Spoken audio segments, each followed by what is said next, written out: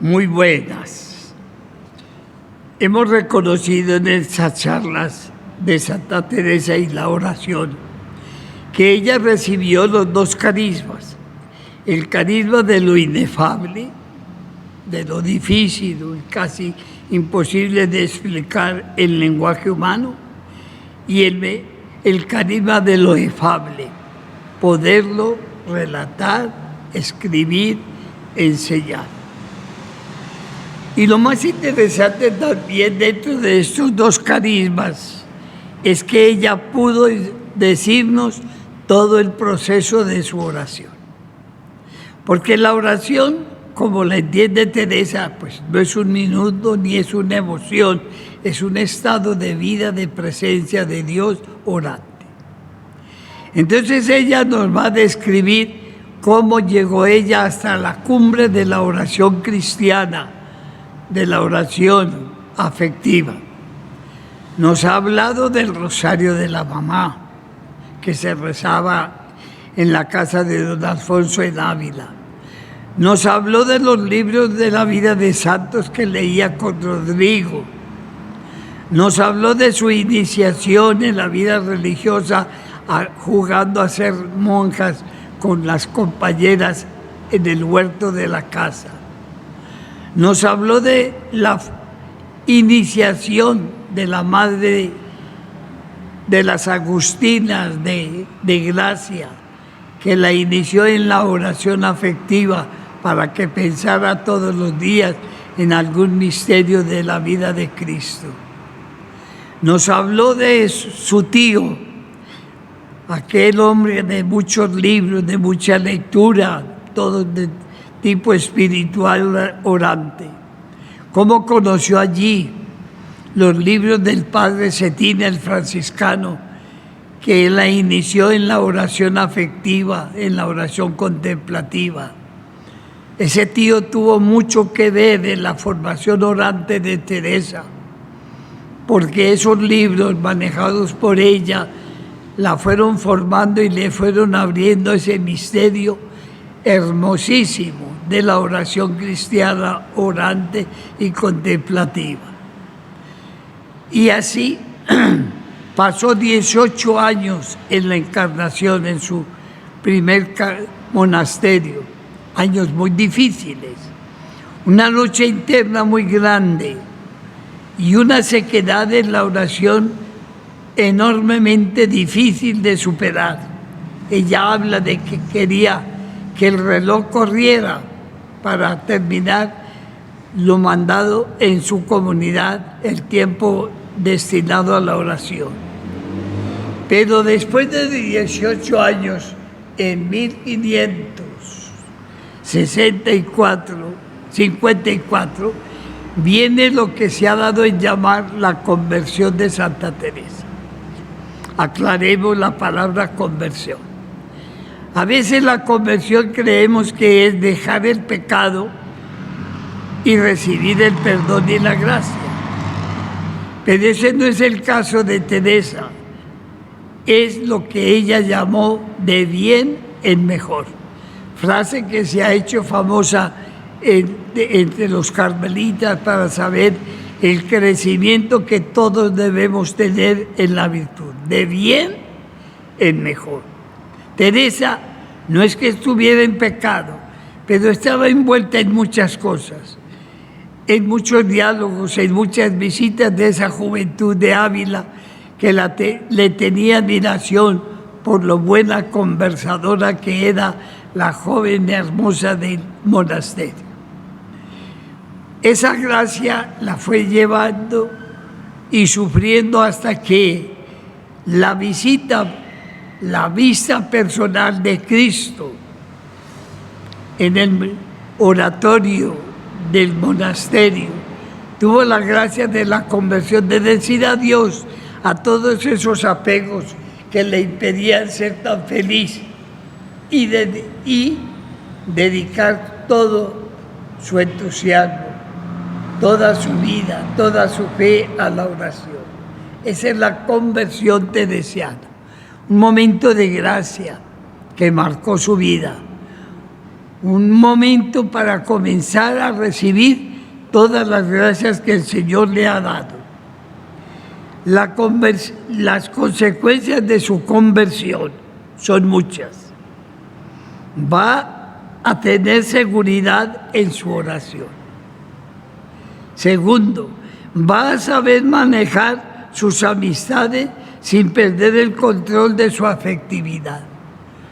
De ahí va a nacer la Teresa de la amistad, de los amigos, sacerdotes, etcétera, que le van a dar la plenitud de la afectividad en la amistad.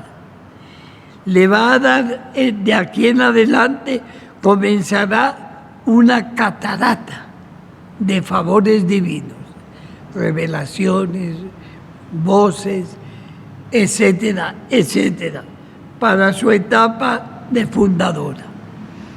Todas estas gracias místicas la van a preparar para poder hacer algo muy bello, muy completo, muy humano, muy directo, la fundación del Carmelo, la fundación de San José. Teresa sale del momento de la conversión. Es la Teresa que más conocemos, la que ella nos va a dejar en su vida, en sus escritos. Teresa se convierte en una auténtica maestra de oración, como lo veremos en sus escritos y en su vida. Fueron años muy difíciles para la preparación de la conversión, pero todo eso se verá compensado en las gracias místicas que va a tener.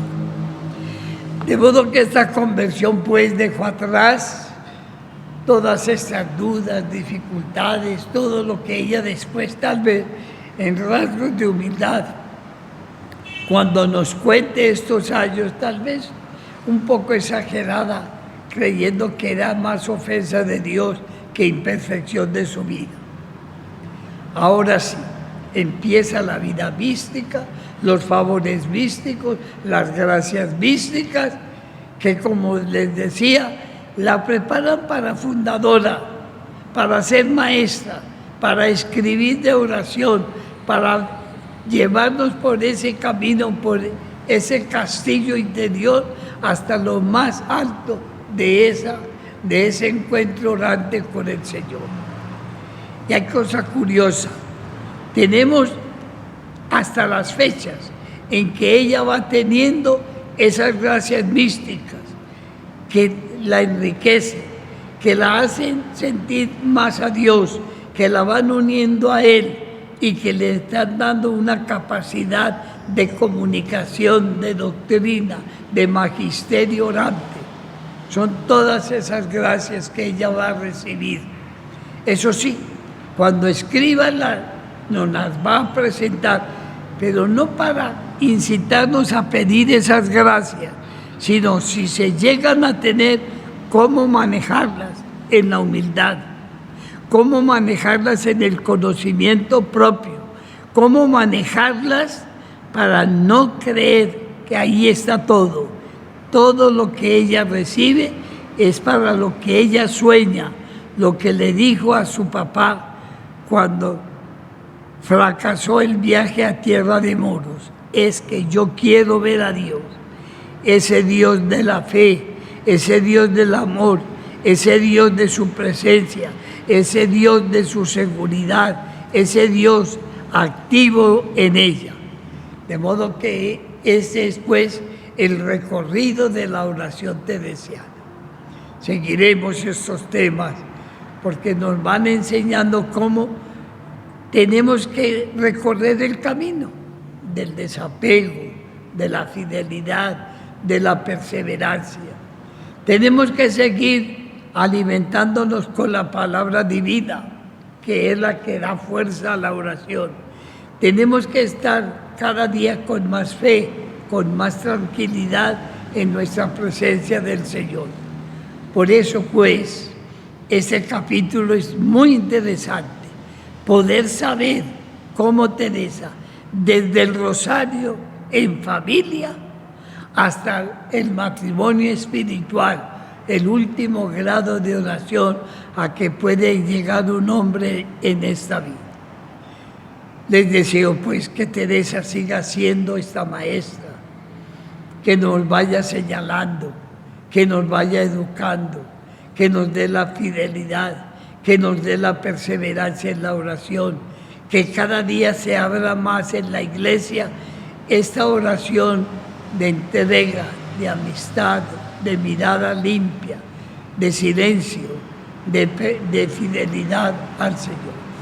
Todo eso se los deseo y todo eso se lo debemos pedir al Señor cada día en nuestro encuentro con Él, porque lo que puede llenarnos de alegría y hacer que crezca nuestra fe es la oración de mirada, de afecto, de amor, de ternura con Dios.